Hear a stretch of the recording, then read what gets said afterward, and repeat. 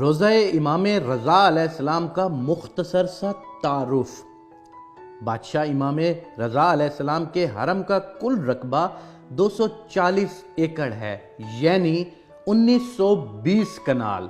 حرم پاک کا ایک چکر 4 کلومیٹر کا پیدل سفر بنتا ہے۔ سڑک جہاں سے ختم ہوتی ہے وہاں سے حرم پاک میں داخل ہوں تو دنیا کا سب سے قیمتی پتھر لگا ہوا ہے۔ وہ گرینائٹ لگا ہوا ہے جو گرمیوں میں ٹھنڈا رہتا ہے اور سردیوں میں گرم ہوتا ہے۔ صحن کے باہر جو ابتدائی دروازے ہیں وہ اتنے قیمتی لکڑی کے ہیں جو دنیا کے کسی بھی بندے کو دستیاب نہیں ہیں۔ پھر جب صحن ختم ہوتا ہے تو آگے شروع ہو جاتا ہے حرم۔ حرم پاک کے جتنے دروازے ہیں وہ سب کے سب سونے کے دروازے ہیں۔ ایک دروازے میں گلوب کی طرح لٹکا ہوا ایک فیروزہ ہے۔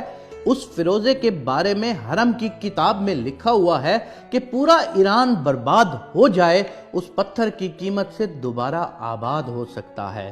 بادشاہ رضا علیہ السلام کے مہمانوں کے لیے جو سبیلے ہیں وہ سونے کی ہیں اور جو پینے والے برتن ہیں وہ چاندی کے ہیں۔ جو ہی صحن ختم ہوتے ہیں آگے جوتے اتارنے کی جگہ ہے۔ جدھر زوار اپنی جوتیاں اتارتے ہیں وہاں پر میرے بادشاہ کے 8000 نوکر کھڑے ہیں۔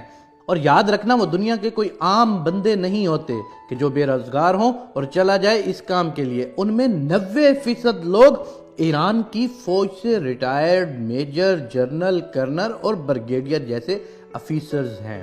وہ ریٹائرمنٹ لے کر درخواست دیتے ہیں کہ ہمیں پینشن نہ دے، بادشاہ رضا علیہ السلام کے زواروں کی جوتیاں اٹھانے کی نوکری دی جائے۔ دنیا کا کوئی 7 سٹار ہوٹل اتنا خوبصورت نہیں جتنا بادشاہ رضا علیہ السلام کے لنگر خانہ خوبصورت ہے۔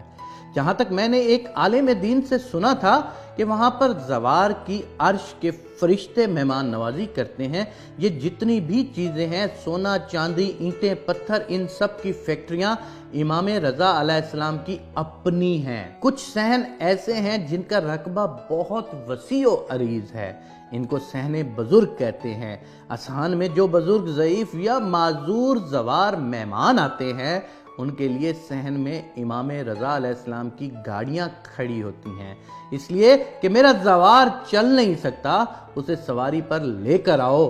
3 منزلوں پر محیط ہے میرے بادشاہ رضا کی زری مبارک۔ ان تینوں منزلوں کی زیارت کی جاتی ہے۔ ان تینوں منزلوں پر دنیا کی ہر کرنسی، روپیہ، یورو، ڈالر، ریال، دینار، پاؤنڈ وغیرہ ہر قسم کی کرنسی سے بھری ہوئی پڑی ہوتی ہیں۔ یہ تینوں منازل ایران پر تقریباً 44 سال سے پابندیاں ہیں۔ ایران بادشاہ رضا کی جوتی کا صدقہ آج تک غریب نہیں ہوا۔ مملکت ایران مقروض ہے۔ اس 8ویں امام کی لاکھوں کی تعداد میں مولا کی فیکٹریوں میں ایرانی لوگ ملازمت کرتے ہیں۔ کروڑوں گھر امام رضا کے سہارے سے پلتے ہیں۔ 4 کلومیٹر میں پارکنگ ہے جہاں پر صرف وہاں پر کام کرنے والے نوکروں کی گاڑیاں کھڑی ہوتی ہیں۔ یہ ہے ایک مختصر سا تعارف جناب امام رضا علیہ السلام کا جو 8ویں امام ہیں۔ ایران پر 44 سال سے پابندیاں ہیں، لیکن اس ایک امام کی زیارت کے لیے پوری دنیا سے لوگ جو آتے ہیں ان کا دیا ہوا اتنا کچھ ہوتا ہے۔ امام رضا کی برکت اتنی ہوتی ہے کہ پورا ایران کبھی بھی غربت میں نہیں جا سکتا۔